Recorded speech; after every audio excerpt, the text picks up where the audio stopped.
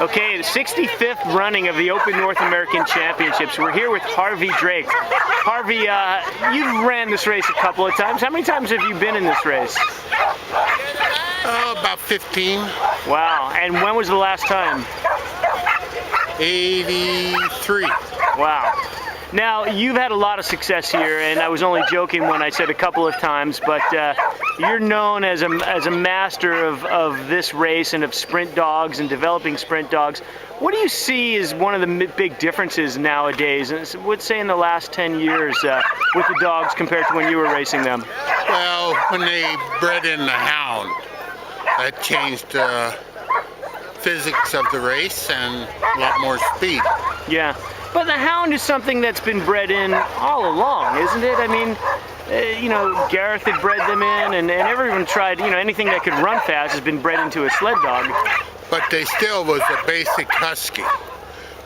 They had more husky than hound. Now you have more hound than husky. Yeah. I think, and I think it's made a big difference. And you guys started to breed in some of those lines from, I think, Jan Svensson right before you got out, right? Right. Remember that? Right. Probably Yeah, 98, 97, 98? Linda and I was the first ones to bring a German Shorthair over here, and we started to breed them in I think it was 1990.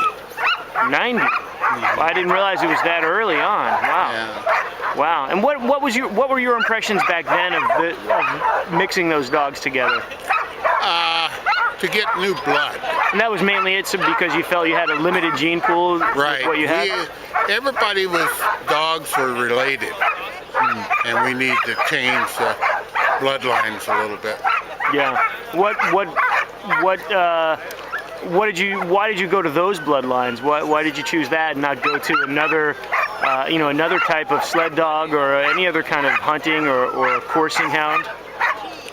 Well, I think the people in Europe have been racing dogs for a long time, and I've watched those short hairs and the ski juring and so on and so forth, and there's several people over there that was doing quite well with it. Yeah.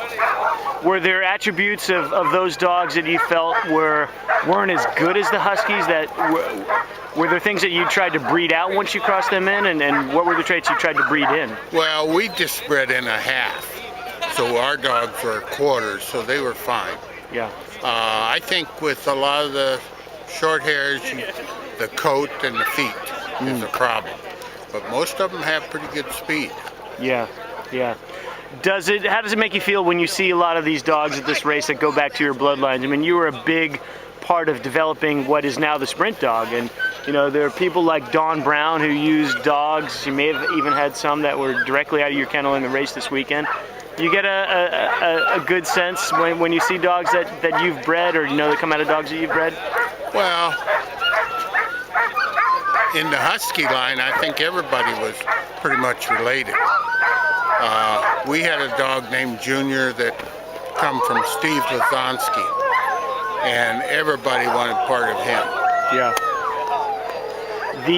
The price for dogs, for breedings and the sale dogs, how do they compare nowadays to when you were in it as more or less a business? Sort of like health insurance, gone way up. Yeah, but no one's voting to help us with buying dogs, though. That's for sure. No, that's true. Well, what are you going to be watching for here this weekend? I see you with a clipboard, and well,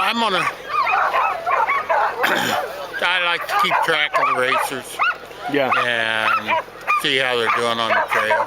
Yeah. Do you have any favorites? This isn't going to air till after the first heat, so who's your personal pick? I mean, you follow. I know that you follow everyone. You see the ups and downs of their season. Everybody knows it's between Egil and Artlet. Yeah.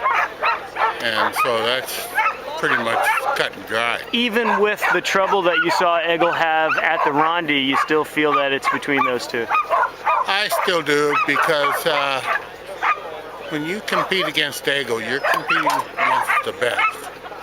And he wouldn't be here if he didn't think he could do well. Right. So you and a lot of people haven't written him off with one bad race. No, I haven't written Egil off yet. No. I would never write him off. Yeah.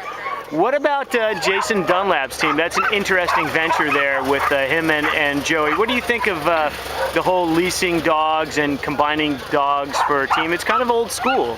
Yeah, well, Joey's always a good one to team up with. You know, because his dogs are always good and they're always competitive. So I think they'll do well. When you say well, you think they'll crack top 3? I don't know who's going to beat them. Yeah. They'll have to work to beat them, that's for sure. Right. They'll have to have a good run to beat them. Right. Great. Harvey, it's been a pleasure. Thank you for your time, and we'll catch up with you later in the weekend, see if your prognosticating is true. Who do you think's going to win? I think Arlie's you're gonna have to have a really fast team to get by Arlie, especially on a fast trail. And I tried to get some information out of him to see how he was gonna run the race, but I think he's going to try to get out to a lead and then try to manage that lead on the first day. Eggle is a question mark. You know, Eggle's a friend of mine and a neighbor, but I haven't asked him too many questions about how his team is. It's a question mark if he has